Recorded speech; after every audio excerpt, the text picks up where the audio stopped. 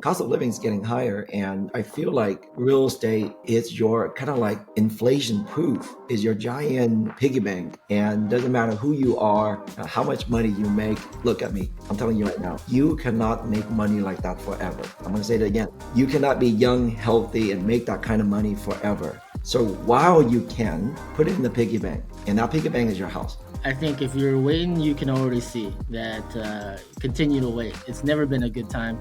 The only good time is when you actually did buy, and then you're the one that held the property. You know, every client I talk to that's bought, like, Vin, I'm so glad I bought at that time.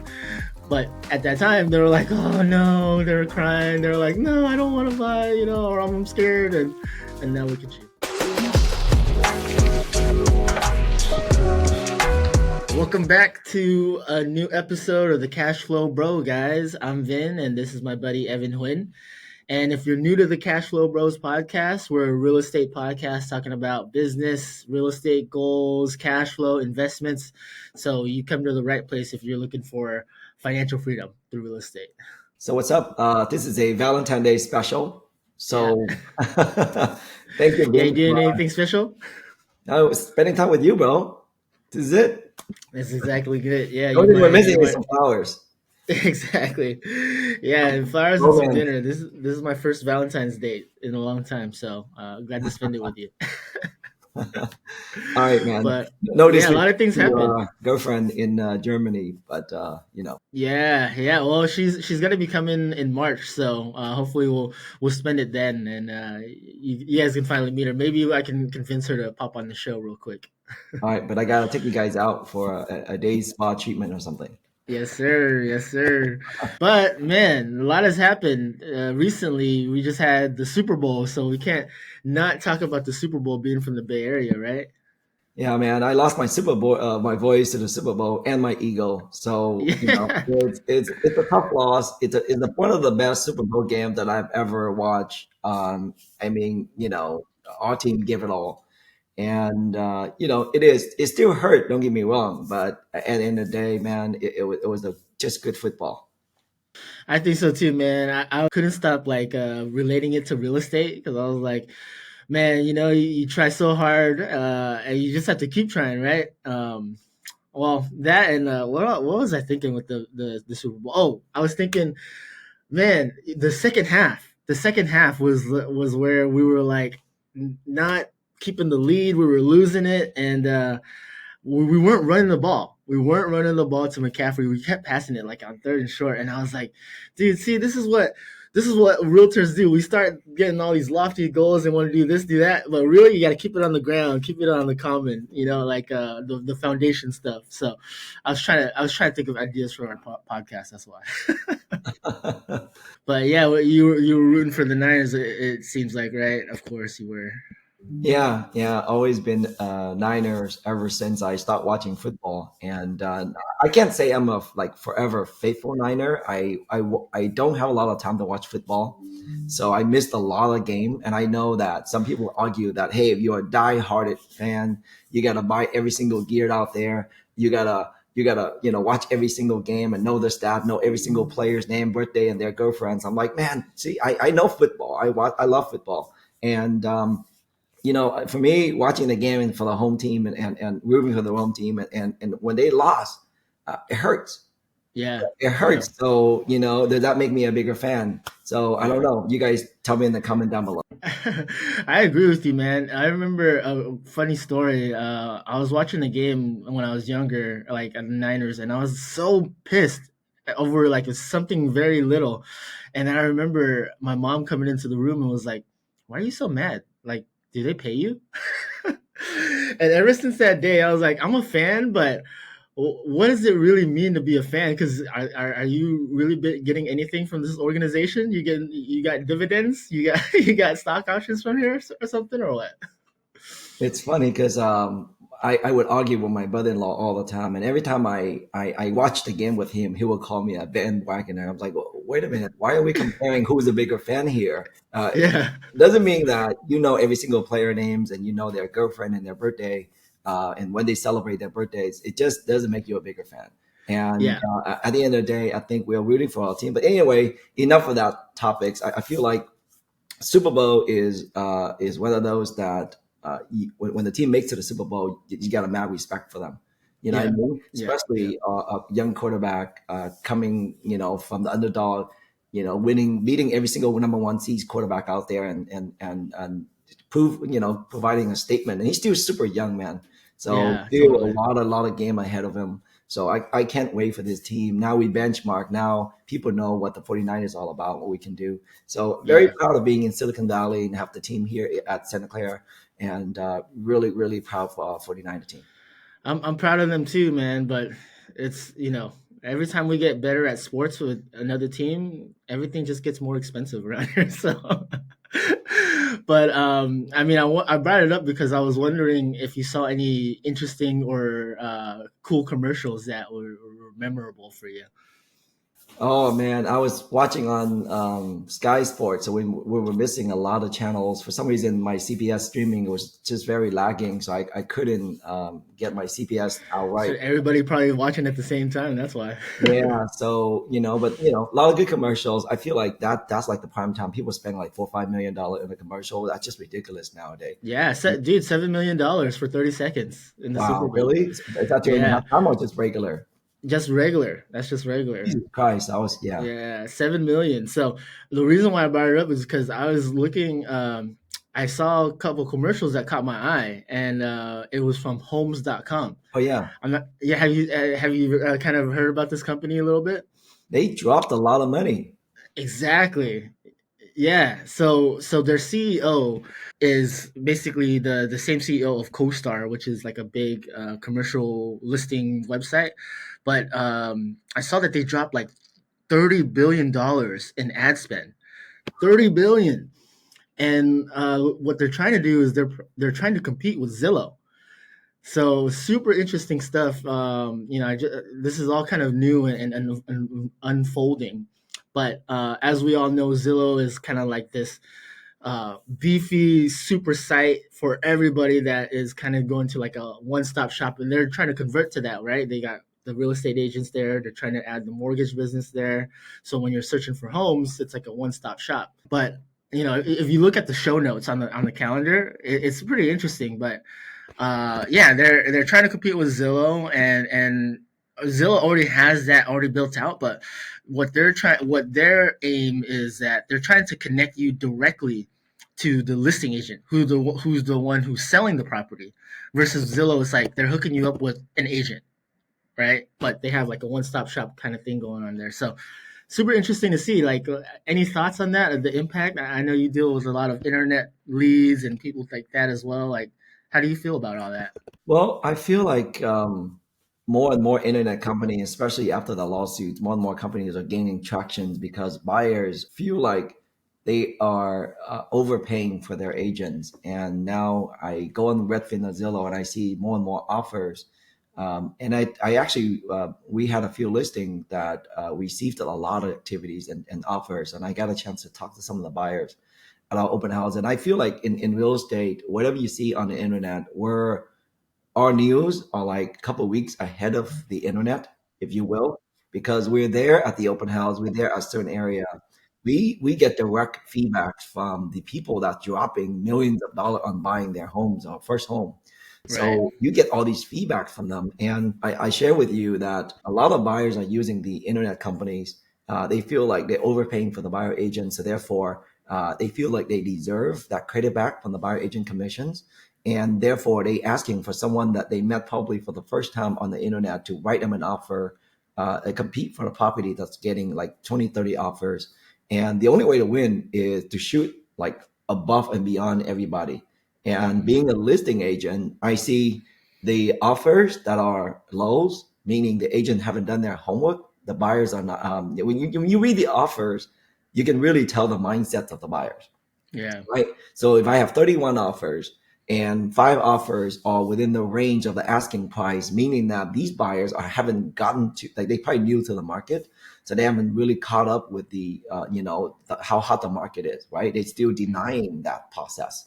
Mm-hmm. And then you got these people that work with very reputable agent, and you look at the agent license number, right? Zero 1, and then 02. 02 usually are brand new in the last 5 years. So they enter the market where the market was just crazy hot, right? So all they know is hot market, high interest rate. They don't know anything about the low interest rate and more inventory type of market. So the more seasoned agents are more well studied. They study the market. They don't submit the offer at the asking price, but they submit the offer based on the comparables that they found in the area. So that more close, right? And then you got these brand new buyers, agents who know very little about their clients and submitting an offer 200-300 grand above all the comps, right? Yeah. So obviously it's hard for the seller to turn down that type of offer. And your home value is what the next sold come is, right? So Hmm. these now become the new sold comp comparables in that area, thanks to this brand new buyer agent who they met on the internet that blew everyone out by 300,000 range. So very happy for my seller, but I feel like the internet buyer agents are now coming back very strong. Homes.com's coming out that Zillow, Redfins, all these companies. But if you're watching this and you're a home buyer, I would say yes. If you want to save some money and you want to work with someone that you met on the internet, still have that proper interview. Get to know that agent a little bit better. Test their knowledge, local knowledge a little bit because you yourself probably have better local knowledge than that individual agent. Ask them if they are local. Ask them if they know that 7-Eleven down the street, and they know if any noise, traffic noise, or on Ahmedin Express or anything like that. Ask them about those questions. See if they know. Because if they don't know, they don't have the local knowledge, then it's really hard to write an offer that is, I would say to the comparables. You know Yeah. what I mean? It Yeah. testifies to the comparables. Everything can be done on the internet these days, even finding comparables. But it's like, you got the one agent who's Google mapping all those comparables and telling you, oh, hey, you're close to the 7-Eleven versus the local expert who knows, like, oh, yeah, there's this one homeless guy that goes to this 7-Eleven all the time. You have to watch out for him, right? So it's like, what are you really wanting? Because if you're going on the internet, they're getting the same information as you too, right? So what is the value you're getting from an agent if the information they're getting to you is all the same information that you get too, right? So I think you're right. It's definitely the negotiation because you can come in and splash in the pot with this big old offer when maybe you really didn't even have to, right? You could have just inched your way in a couple bets instead of just splashing the pot like some rookie poker player who don't know and all in and then you're out of money. Yeah, so but I got an offer accepted for one of my buyers. I think like 2 days ago, and I just want to share some of the things that I've done for my client. Is that there was total of 20 offers, right? And when we then this house is a little bit of a fixer. So my background is in real estate renovation. Really brought a lot of value to the table. I sat down with my client and said, look, the asking price is super low. I mean, like 900,000. Okay, but the comparable in the area supporting move-in ready about 1.7. But this house, since it's a fixer, you're going to compete with a lot of investors, Mhm. probably 30% of cash offer, and then some, finance buyer. Very hard for the government type of back loan because since it's a fixer upper, right? But to win this property, I think the value where it is right now is about 1.4. But to really win it, you really have to throw about 1.5 to 1.55 to win this deal, right? I submitted an offer. The result came back. The listing agent said, "Congratulations, you merely 50,000 above the other offer, but the Oh seller wow. chose yours." Right? So because of our background understanding, it costs about 100,000 plus in renovation, adding to the 1.5 that my client got accepted, that's about 1.65. The house worth Mhm. about 1.7, 1.8. So the client now get the house that they want, gonna renovate it to their personal preferences and still under market value. That's quite a deal because even in this market, when there's a fixer, but there was a higher comp that sold that was remodeled, a lot of times that fixer sells kind of close to that comp already. So there's not even like a margin when you have to renovate. Like you're already over that comp when you add the renovation cost. So home buyers don't know this, and a lot of first-time home buyers don't know this. And I think investors and real estate agents that work with investor will not share with you this. Home buyers are more competitive and have a higher chance to win for the fixer upper home. Let me repeat: home buyer have the upper hand when it comes to versus the real estate investor. And I'll tell you why. Here's a few things. One, real estate investor Hmm. have to have a margin, Yeah. meaning that they have to buy a house 30% below ARV. Uh, some of them a little more riskier in Santa Clara County because they know the house here can sell for a crazy amount of value. So they go maybe 20% ARV above, below ARV. So meaning that they have to make a margin, have a profit. And some of them getting a hard money loan, so they have a carrying cost. So their threshold is it's have to be somewhat tolerable to make sure they can afford it and carry it and then make a profit, right? Hmm. And second thing is that you're not competing to make a profit. You're buying it to live. So if you have some down payment and you have some money tucked away for renovations, buying a fixer upper will, number one, get you a good deal. And number two, it's not going to be a good deal where you can make a profit. Don't think of making a profit. Think of long term, because real estate, it's all about long term, right? Hmm. And think of it this way: you get the house, and if you work with an agent like myself or Vin, that have renovation background, we can help you through the process, renovate it, hiring licensed contractor, get permits, and fix your house, increase your home value, but also get the house to your personal preferences. It's Yeah. like Totally. yeah. So the house I'm sitting in right now is a house that we bought through a probate, fixer upper. And I'll give you the numbers. We got it on probate sales for 1.1. People think that, oh, in this market, you're not going to get this type of deal. I bought this house 2 years ago, right? Hmm. Got this house for 1.1, put about 400,000 to renovation. The house now worth about 2.9. Okay. That's tremendous increase of value, right? Yeah. And what was at that time? You got it for 1.1 in probate. Like, what was the market value for it at that time? At that time, probably about 1.4, 1.5, because the house was in a very difficult situation. So difficult to create opportunities. And this house was Hmm. in the probate cells. The two siblings are going against each other at court. And the sister who had the authorizations to sign for this property, she lived out of the state. So, all in that favor, by understanding that background, I submitted an offer right in the middle and allow her to take that to court and fight it to win and sell it to me for at this price. So number one, she doesn't know the local market value, so she actually undersold it. And number two, it was too much of a headache for her to handle because the house is full of tenants, right? Yeah. With kind of illegal modification, if you will. And with red tag, meaning that the city had the code violation tag on this property. So for me, with someone in the background, those can be a nightmare for someone. But for me, that's just a walk in the park. I come in, I slowly remove all the, hire an eviction attorney, start removing all the tenants, and then slowly get permits and fix the property. And that's a tremendous of value. Well, that's why we always say, as investors, the uglier the better, right? When you look at the house, and that's what I try to tell my clients too, because a lot of my clients are mostly buying to own, buying to live in, not investors, and most of them are always picking out like, oh man, it's in a probate. What does that mean? Oh man, the carpet. I don't want to have to redo the carpet. Why did the sellers pick that brown, veiny, like what color in there? Like all red. Why did they put mirrors all over this wall? And I'm like, I always look at it like, yes, yes, I like it, I like it. And they're always like, why, man? It's because everyone else is gonna hate it. And the reason also is because you think that when it's done up and it's beautiful, you think no one's gonna like it. Everyone's gonna like it, so that's where you're gonna pay the most, right? But yeah, there's definitely different strategies to both, right? Because a lot of times people will say, "Hey, at least I'm not putting out that renovation cost. I'm financing that house with the remodel."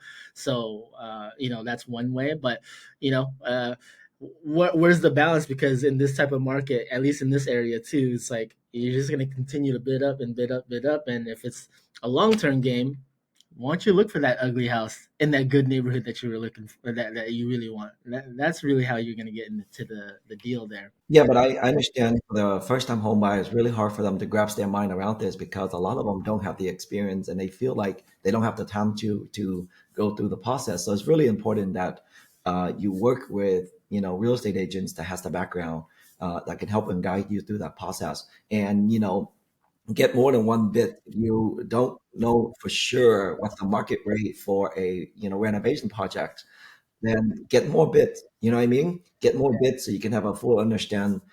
what's it cost for you to renovate the property. And I'm very confident to say that there's nothing wrong with a house you can't fix. You know what I Yeah. mean? Yeah. So, there's nothing wrong with real estate that the price can fix. That is the slogan, right? Mhm. So, buying home that the fixer upper in this market and competing with real estate flippers, you have an upper hand if you are a buying for owner occupancy. Yeah, no, I agree. I think it goes back to what you said, right? If it's a long term thing, you will have to deal with some sacrifices, and you have to be the judge of where you're going to sacrifice that, right? But if you are getting into this game and you have that expectation already, knowing that, hey, you know what, I'm gonna need to look for a smaller home and try to add square footage to that. I'm gonna need to look for an older home to try to remodel, so I can get my foot through the door. The faster you're able to realize that, the easier and more I don't know, more aptitude you get, more faster learning in this game, right? But it all kind of relates to, and going back, because it goes to the convenience factor, right? We're talking about with these websites with Zillow and going straight to the listing agent, not doing their homework. It's all about convenience. So I'm wondering, I want to get your take, because even with the Apple Vision Pros, have you got a chance to try these Apple Vision Pros? Not yet. Dude, me neither. But it looks super interesting with all the apps that's going to be in this ecosystem, including a Zillow app in this Apple Vision Pro. So all to just continue that convenience factor. And I don't know. I want to get your take on. Do you think that we're going to go all the way convenient factor, where most buyers and sellers are going to trend towards just going online, finding the easiest way out, and not having to do the research? Or will, more boutique, more savvy, more Navy SEALs type of companies and real estate agents are going to start to shine because of these convenience factor companies, or the style is going to not get them what they want? Like, what do you think we're going to trend towards? I think technology is going to continue to advance. The AI going to continue to provide abundance of information for a buyer agent, or I mean, sorry, the AI is going to continue to provide abundant information for the buyers who are searching for information online. And I feel like what I say earlier, it's really hard to replace the physical, the brick and mortar real estate office and a real estate agent when someone is understand the local market really well, because real estate is super hyper local. Hmm. Well, one block down the street can be a different dynamic, right? There's a certain street in the neighborhood that you feel that's going to continue to increase in value because there's none like that. And the neighborhood is the one that create values, right? Hmm. And who understand neighborhoods better? I mean, local real estate agent that's door knocking, or holding open house, passing out a flyer, talking to the seller. These are the people that still AI cannot replace, Yeah. right? Mm. So, and it just depends on what you're looking for. I use AI too for my businesses now. I use AI to do research for me because it saved me time go on Google and try to, if I needed to write something that talks about something, I don't have to go into 5 different search engine to arrive at a certain answer where I can have AI do that for me at a split of a second. Dude, I'm doing the same thing. I've realized that I'm starting to use ChatGPT more than I use Google. Like, I'm like, oh, how do I do this? Or what's the recipe for this? And then ChatGPT is, you're right, because I'm looking at a few different links, which is great sometimes, but then sometimes I just want straight, give it to me straight, right? And ChatGPT is great for that. Yep. So I think technology can, if you use technology Yeah, correctly, it improves value. yeah. People complain about kids being on the phone during the holidays, and I've seen it both ways, right? I've seen kids on the phone on the social media, TikTok during the family dinner, and it's annoyed the heck out of me. And I see kids or parents on the phone FaceTiming one another. So really, technology is it can bring people together and closer too, right? So, 10 years ago, I couldn't have a FaceTime with my family in Vietnam during the holidays. I mean, you have to buy one of those collect cards and scratch it out and make the phone calls. Nowadays, just a click of a button, you bring everyone closer, right? Yeah. Technology does improve lives. It's just how you utilize it. And same thing for any one that watching this and I say, hey, technology can replace real estate agent. And I can argue with you all day saying that we continue to grow and build ourselves and our brand and our exposure in the local market area where we gain trust. And people bring us information. You asked me earlier, where do I find some of these deals during this time of huge shortage of inventory? And I tell you, we have seller pick up the phone and call us because they know that we work and active in that area. Okay, Yeah. and then at the end of the day, my exposure, my hard work in that neighborhood bring values to my client. I find off market deals and I go to my client and say, look, I have something that's coming on the market that I'm working on right now. The seller don't mind preemptive offer. So if you want to look at it into something you like, feel free to shoot an offer. And it doesn't hurt to give the other person the opportunity to say no, right? So that AI or Google cannot replace. No, it can't replace, but it can make it better, right? Like you're saying, empower. I mean, imagine walking down the street, you get wind of an off market deal, and you're taking videos of it right away, and then you send it to your client who's wearing the Apple Vision Pro goggles, and they're already at the house. You don't gotta make an appointment.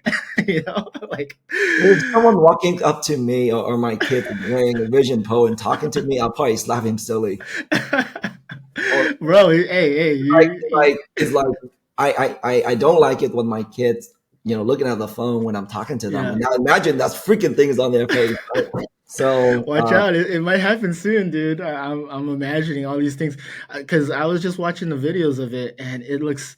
I mean, watching a movie, it looks so immersive because Apple has a deal with like Pixar too, so everything's in 3D. And then you're looking at the movie, and it's so immersive. And then you turn around and okay, let me pull up the YouTube real quick over here. Oh, my agent just sent me the video of this house. Let me just take a look at this over here, and then let's make it bigger. And like, I'm like, I can already see okay, you in it. yeah, So if it yeah, doesn't fit but your life, then do it. I've seen guys driving the car with it's very futuristic, but again, that's something that I feel I'm probably not going to be, putting my hand on it anytime soon. yeah, yeah. Well, all that to say that I don't think there's so many avenues to help people generate wanting to buy a house these days, the internet and all that, that it doesn't look like to me housing is going to slow down, right, anytime soon. Like we always have all these people who are always waiting for that crash, and I would ask you because I'm working with a few clients right now that are like, well, hey, if interest rates are always going down, then why don't we wait, right? Because they have this kind of feeling that, oh, you know what? At some point, I do want to buy a house, but at some point, there's gonna not be as much competition as there is. And I don't know about you, Evan. I know you've been doing this a lot more than I have, but I've only been doing this since 2012, and every year since 2012, we've always had an inventory problem. We've always had a multiple offer situation problem. We've always had prices continue to go up. So I don't know. Well, what's your take? Well, here's some homework for the people that actually watch this episode all the way to the end. I think this might be some of your golden nuggets right here. If you are creating excuses for yourself not to buy real estate because of lack of inventory, because of high interest rate, because the rent is so attractive, then you should use whatever search engine that you're using and do research on historical data of where real estate has been 30 years ago from now, before, and look at the inventory and track some of those houses. Use the Zillow, Redfin, I don't care, and find out when that home is sold, and imagine if that's your money 30 years ago. Okay. And put in a rent versus buy calculation and do some really study. And one thing that I challenge my high tech doctors, nurses, these people that are renting, okay? And I say, please, I know your life is busy. Spend 1 hour of your time sitting down with a CPA or financial advisor, plug in all your numbers. These people, do you know that they pay 30 to 40% in tax? The more that they make, the higher tax bracket that they are in. So imagine you buying property and buying rental property, putting in LLC, putting in a trust, writing off some of the expenses because it's a business. And there's a lot of things that you can do. And I'm not here to give you tax advices. I'm here telling you that you're working so hard for your money and you're paying 30, 40% in a tax bracket. please sit down with a CPA or a financial advisor. There's a lot of money that you can save. Maybe you have to drive a Lamborghini to go to work. Yeah, totally, man. It's you know, I think if you're waiting, you can already see that. Continue to wait because it's never been a good time. The only good time is when you actually did buy it, and then you're the one that held the property. So the sooner that you can get your hands on something, and that's why, with like we were talking about earlier, with the expectations, knowing that it's a tough market, knowing that you have to sacrifice a little bit of your wants and desires for maybe a smaller or crappier house, because it's a long game, right? And if you hold on to it at least a couple of years, 3, 4, 5 years, you can already see in the data that every client I talk to that's bought, like, Vin, I'm so glad I bought at that time. But at that time, they were like, "Oh no," they were crying. They were like, "No, I don't want to buy," or "I'm scared." And now look at you, I mean, it's right? hard. It's hard because it's getting more and more expensive every day, Yeah, that's and true. cost of living, everything like tip is minimum 18% now, and every time you go out and eat, it costs a lot of money. You go to Costco, $100 get you a half of the basket. So cost of living is getting higher, and I feel like the real estate, and the reason it's called real estate because tangible, and it's your kind of like inflation proof, right? Is your giant piggy bank, and doesn't matter who you are, how much money you make. Look at me. I'm telling you right now, you cannot make money like that forever. I'm going to say it Yeah, again. You cannot be young, healthy, and make that kind of money forever. So while you can, put it in the piggy bank, and that piggy bank is your house. that's right. That's right. Wise words, Evan. Wise words. I mean, I think that's a pretty good episode right there. I mean, what do you think? No, I think it's solid. Just some of the reminders for the people that are listening to the news too much, watching too much stuff going on the internet, and worry about not buying real estate. And I don't know how many times that I go on my newsletter and I send out and I say, "Guy, here's all the data. We're not crashing. Hmm. Okay. We just simply don't have enough inventory. And look at the number of millennials are getting to the mid-range age where they're having a more mature family and they're looking to buy their first home. That number is getting higher and higher every year. Okay. Yeah. You're getting baby boomer get stuck in the properties that they cannot sell. I mean, where do they go? They bought it for 50,000, now worth 4 million, right? Hmm. And where are they going to move to? Their family, their healthcare practitioner, everywhere is nearby.